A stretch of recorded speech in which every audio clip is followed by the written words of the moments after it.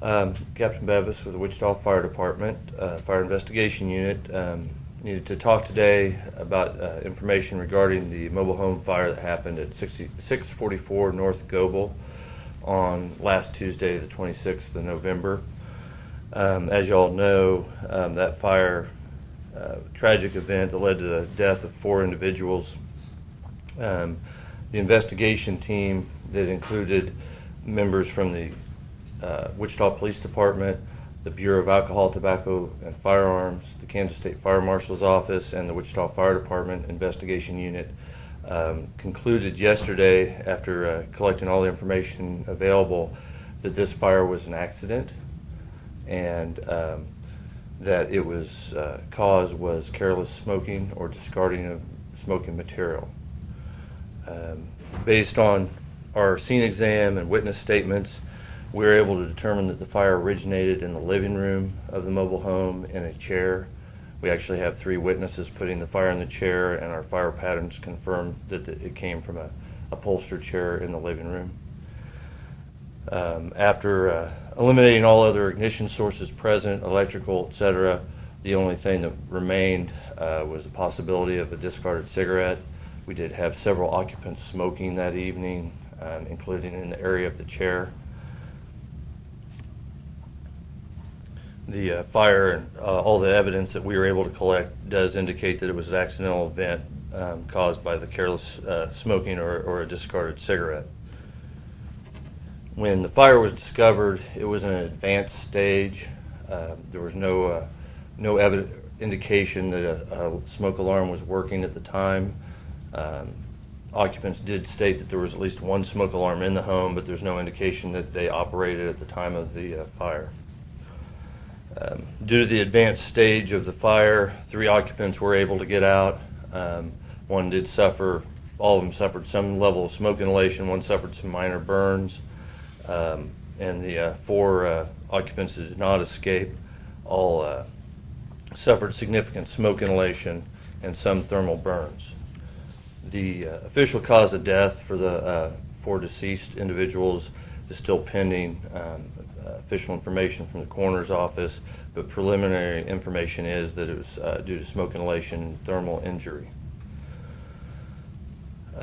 As I said, some of the key factors in this event is that we didn't have any smoke alarms activating, and so no early warning. And when the first notice, the fire was first discovered, it was already in an advanced stage where it was immediately dangerous to life and health. Secondly, that we always advise people we want to control ignition sources. In this case, we're talking about smoking. And though we try to do things throughout the industry, they're trying to do things to make cigarettes safer, it's always the end user that has to make anything safe, whether it's a cigarette or a candle or whatever. And what we advise is, if you're going to smoke, always use really deep ashtrays so that it don't have a chance to fall out. Keep your ashtrays clean. If a pile of cigarette butts can lead to a fire, just like if it's a pile of newspaper. They need to be disposed of properly, hopefully in a metal container with a lid, even being wetted before they ever go into the trash or anything like that. I think, as has been said before by Fire Marshal Crisp, these fire deaths put our total at 10 for the year. These 4 fire deaths are the first of the year that are related to smoking. Historically, smoking has been a pretty big cause of fire deaths in the city of Wichita, and unfortunately, it came true again this year with this tragic event. Any questions? The first this year, I'm sorry.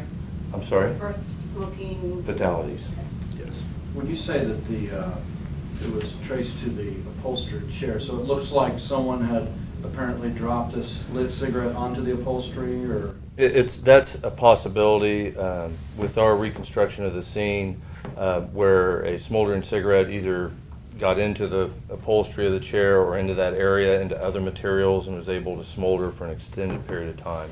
Because we do know that it probably was able to sit there and smolder for upwards of 2.5 to 3 hours before it was discovered. And like I said, when it was discovered, it was well beyond the smoldering stage, and it was an inferno. And I'll add that one of the other factors that figures in here is the construction of the structure.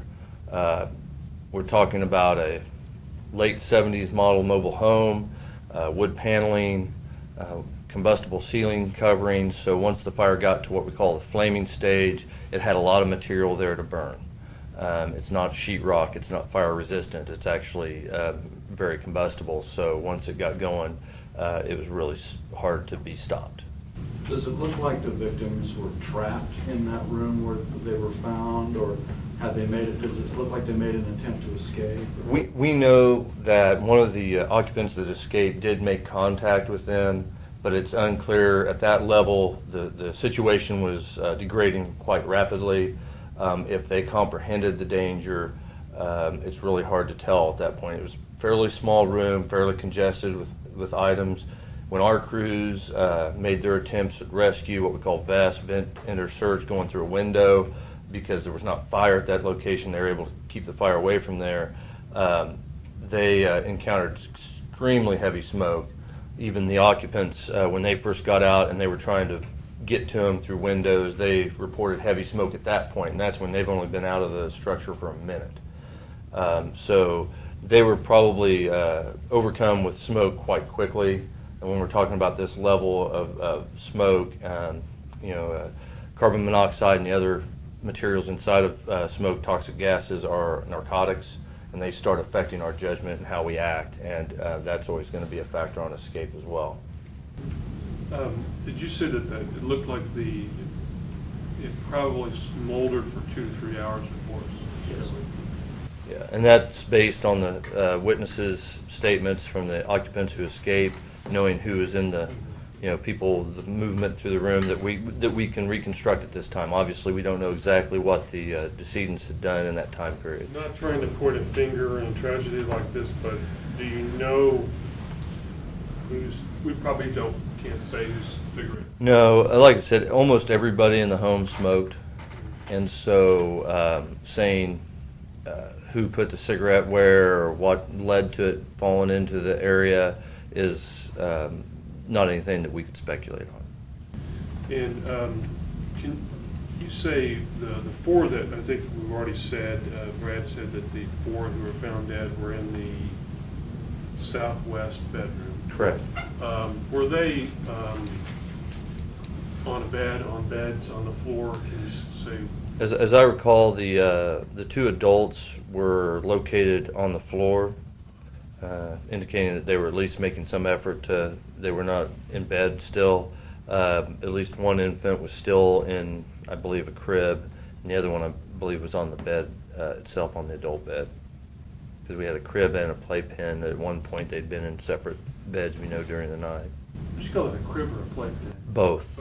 They had a crib and a playpen. I see. And one was still in the crib. Yeah, one was still in one of those 2. I believe it was the crib.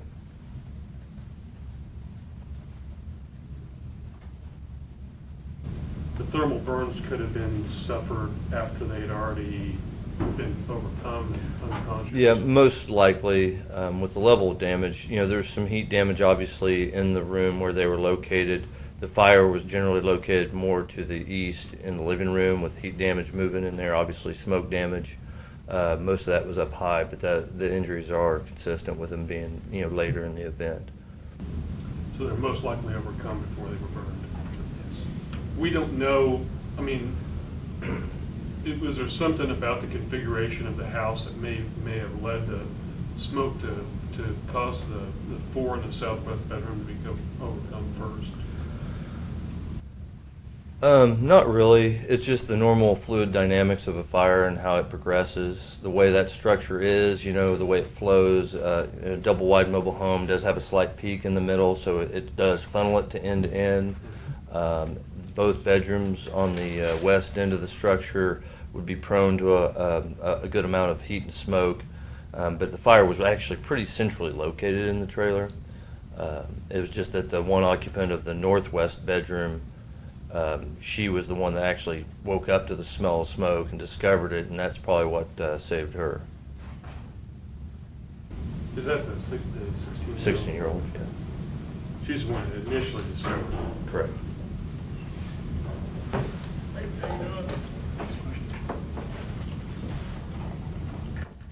questions? I will mention, I know that somebody had asked me during the week about we had 2 firefighters that were had suffered some minor injuries during the event. They were some minor burns during their firefighting activities, but they returned to duty that day. So just things that happen when we're working in that environment, and protective gear gets pulled away, and had some minor burns on their face. That's all I have. Are you calling this a probable cause or just flat out cause? Are we? It's our opinion, the investigative team, that this fire is accidental in nature, caused by discarded smoking material. All other causes have been eliminated to our satisfaction.